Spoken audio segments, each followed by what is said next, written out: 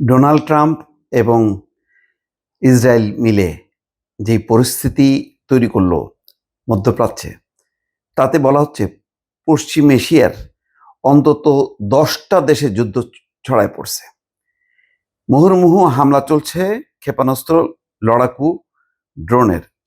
আনন্দবাজার একটা পত্রিকা রিপোর্ট প্রকাশ করছে, তাতে বলা হচ্ছে শনিবারের হামলার প্রাথমিক ধাক্কা কাটিয়ে গোটা পশ্চিম এশিয়া জুড়ে প্রত্যাঘাত শুরু করেছে ইরান।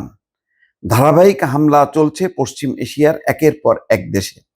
সম্ভবত এতটা চিন্তা করতে পারেনি ইসরায়েল এবং আমেরিকা। তারা চিন্তা করতে পারেনি যে এইরকম ধকল কাটায় তারা ঘুরে দাঁড়ায় এইভাবে যুদ্ধটা ছড়ায় দেবে। এর আগেও মনে আছে 7 মাস আগে একই অবস্থা হয়েছিল। প্রথম দফায় ইরানের ব্যাপক ক্ষয়ক্ষতি, শীর্ষ 20 জন কমান্ডার নাই, 1 ডজনের উপরে পরমাণু বিজ্ঞানী নাই। তারপরেও কিন্তু এমন লড়াই শুরু করছিল ইরান, 12 দিনের মাথায় আমেরিকা একটা যুদ্ধবিরতিতে রাজি করাতে পারছিল বহু কসরত করে। এখন ইরান বলছে কোনো আলোচনা চলবে না, এবং খবরে প্রকাশ হয়েছে যে ডোনাল্ড ট্রাম্পের মধ্যপ্রাচ্য বিষয়ক বিশেষ দূতের সঙ্গে খুবই রাগান্বিত হয়ে কথা বলেছেন পররাষ্ট্রমন্ত্রী, ইরানের পররাষ্ট্রমন্ত্রী আরাক আকচি।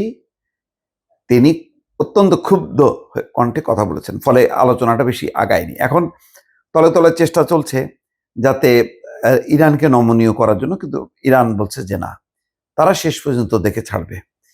আমেরিকা এবং ইরানের মধ্যে যুদ্ধ পরিস্থিতির আঁচ ছড়িয়ে পড়েছে গোটা পশ্চিম এশিয়ায়। পশ্চিম এশিয়ার অন্তত 10টা দেশে উত্তেজনা ছড়িয়েছে, উড়ে আসছে ক্ষেপণাস্ত্র, ড্রোন। মঙ্গলবারও সৌদি আরবে, ইরাক, লেবাননে হামলা হয়েছে। ড্রোন আক্রমণ হয়েছে মার্কিন দূতাবাসে, কুয়েতে এবং সৌদি আরবে, যার ফলে 2 দেশের দূতাবাস কিন্তু বন্ধ হয়ে গেছে। গত শনিবার আমেরিকা এবং ইসরায়েল যৌথভাবে হামলায় নিহত হন ইরানের সর্বোচ্চ ধর্মীয় নেতা আয়াতুল্লাহ আলী খামেনি।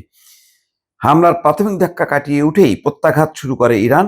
শুধু ইসরায়েল নয়, পশ্চিম এশিয়ায় যে দেশগুলোতে মার্কিন ঘাঁটি রয়েছে প্রায় সব দেশেই হামলা করেছে ইরান। সৌদি আরব, কাতার, সংযুক্ত আরব আমিরাত, Oman, Bahrain, Kuwait, Iraq, Syria, জর্ডানে হামলা চালায় তেহরান। এর মধ্যে বহু হামলা প্রতিহত করেছে আমেরিকার বন্ধু দেশগুলো।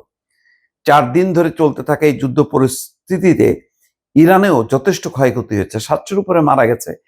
এখন কতজন ইরানে মারা যাবে, কি ধ্বংস হবে, এটা আর দেখবে না। তারা হচ্ছে যেসব দেশ খুব সুখে আমেরিকাকে নিয়ে সুখে শান্তিতে বসবাস করতেছিল, তাদের ঘুম হারাম করে দিছে। অলরেডি দেখছেন না, দুবাই থেকে সমস্ত ধনকুবেররা তারা পালাচ্ছে।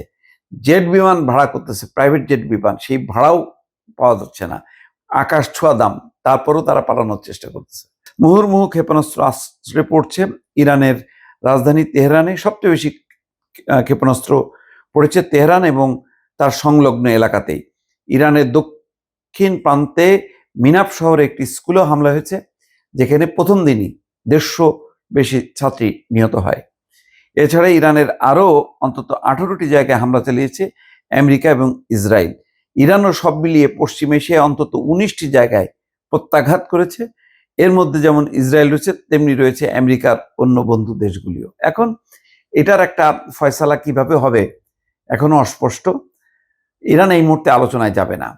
আর আমেরিকা পরিস্থিতি বুঝতে পারছে যে বিভিন্ন মধ্যপ্রাচ্যের বিভিন্ন দেশগুলো থেকে তারা লেজ গোটায় পালাচ্ছে, তাদের নাগরিকদেরকে বলছে পালায় যাও, তোমাদেরকে নিরাপত্তা দিতে পারবো না।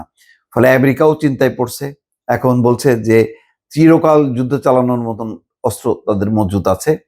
তারপরে ওদের যে মার্কো রুবিও বলছে যে তারা যদি খামেনিকে হত্যা না করতো তাহলে তাদের বহু মানুষ, বা এমনকি ট্রাম্প নিজেও বলছে যে খামেনি তাকে টার্গেট করছিল, তাকে মারার আগেই সে খামেনিকে মেরে দিছে।